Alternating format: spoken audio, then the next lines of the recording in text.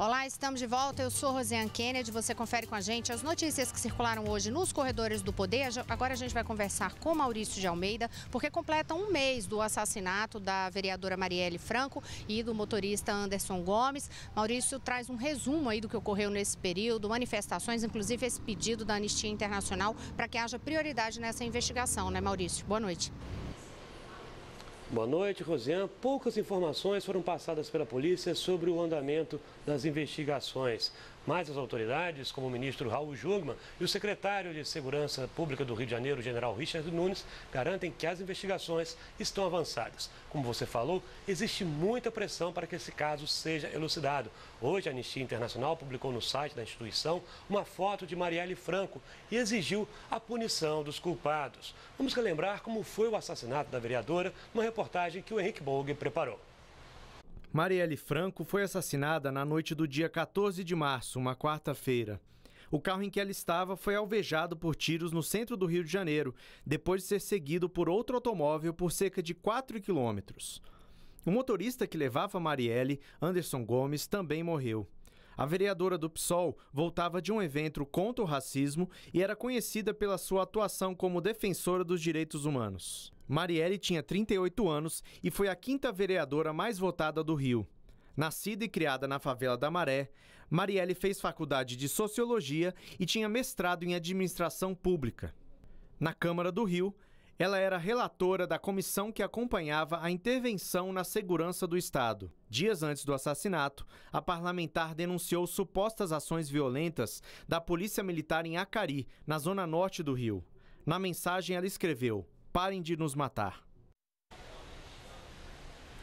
Essa semana, a polícia descobriu o fragmento de uma digital em uma das cápsulas que foram utilizadas para executar Marielle e o motorista Anderson. Agora, a polícia vai confrontar essa digital com as digitais de 2 pessoas que foram assassinadas essa semana aqui no Rio de Janeiro. São elas Alexandre Cabeça, que era colaborador do vereador Marcelo Siciliano, e Anderson Cláudio da Silva, um policial militar reformado que teria envolvimento com a milícia. A polícia acredita que os 2 podem ter sido mortos por queima de arquivo e poderiam ter algum envolvimento com o assassinato de Marielle, já que a principal suspeita da polícia no momento é uma execução com motivação política e também com a participação de milicianos nesse crime. A angústia é muito grande para encontrar os assassinos de Marielle, principalmente para parentes e para a viúva de Marielle. Hoje, ela conversou com a repórter Priscila Terezo e deu um depoimento emocionado. Vamos ouvir. Hoje existem 2 Marielles, né? A que se grita que vive e a que, quando eu volto para casa, não vive mais.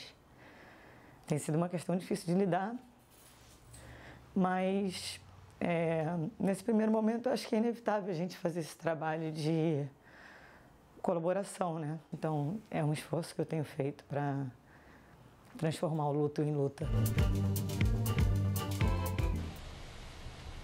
Para amanhã, várias manifestações estão marcadas para lembrar Marielle e exigir a punição dos culpados. Manifestações que vão acontecer no Brasil e também no exterior. Em 9 países já foram confirmados atos, países da América do Sul e também da Europa. Aqui no Brasil, as manifestações vão acontecer em 3 estados. A maior delas deve ser aqui no Rio de Janeiro, às 6 horas da tarde, quando manifestantes vão se reunir no local onde Marielle participou de seu último evento público. Dali, eles vão seguir percorrendo o mesmo trajeto que a vereadora fez no dia em que foi assassinada. O ato termina no local onde os tiros foram disparados contra Marielle e o motorista.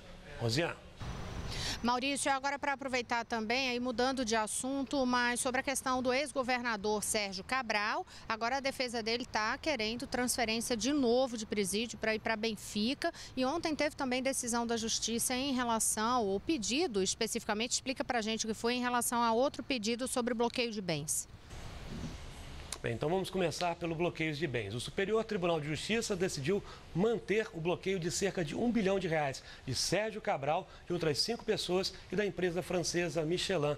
O objetivo é devolver aos cofres públicos dinheiro que teria sido desviado com isenções fiscais concedidas pela Michelin. Segundo o Ministério Público, essas concessões foram abusivas e, na verdade, a Michelin teria recebido as isenções fiscais e depois entrado nesse esquema de pagamento de propina do ex-governador do Rio, Sérgio Cabral. Cabral. Agora, falando sobre o que os advogados de Cabral querem, eles querem que o ex-governador volte para o presídio de Benfica, aquele presídio onde, segundo o Ministério Público, Cabral recebia uma série de regalias. Os advogados de Cabral entraram hoje com um pedido na Justiça, pedindo para ele deixar o presídio de Bangu 8. A alegação dos advogados é que em Bangu 8, Cabral está correndo risco de vida, porque lá também estão presos ex-policiais militares que foram condenados na época em que Sérgio Cabral era governador. Agora caberá a várias execuções penais aqui do Rio de Janeiro decidir se Cabral permanece em Bangu 8 ou volta para o presídio de Benfica.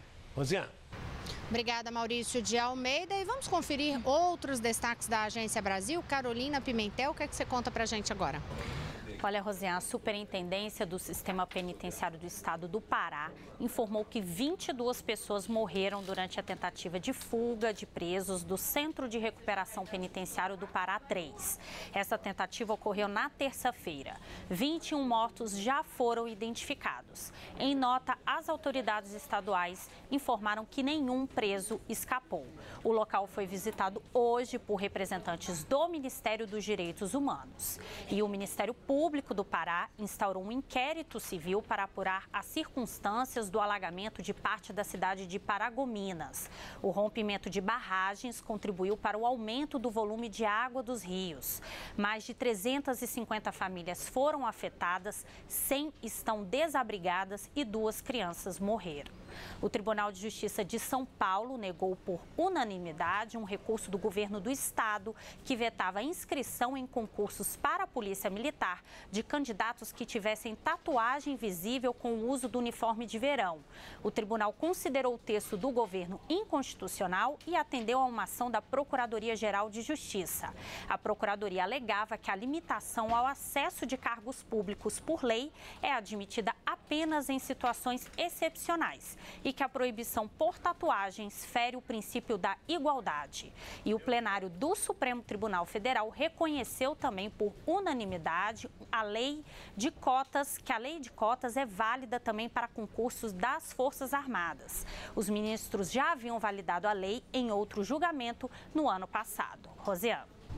Obrigada, Carolina Pimentel. E olha, a gente tem mais várias informações, porque durante a semana a gente fica pensando, vamos fazer o balanço político. Só que tem um dos balanços que a previsão é de que na próxima semana haja uma divulgação por meio da Justiça Eleitoral sobre aquelas transferências de partido, que a gente falou essa semana, o troca-troca partidário. Então, na próxima semana a gente já traz esse balanço para vocês, como é que vai ficar essa divisão das bancadas na Câmara dos Deputados, e a gente já adianta uma informação para vocês. Aquele projeto que trata do Sistema Único de Segurança Pública, o SUSP, ele já foi aprovado na Câmara, vai para o Senado, e no Senado ele deve ter regime de urgência. Mariana Jungmann está preparando um material detalhadamente para contar para vocês na semana que vem o que é item a item desta pauta de segurança. Uma boa noite a todos, até a próxima semana. Boa noite, Mari. Boa noite, Rosiane. A gente te espera na segunda.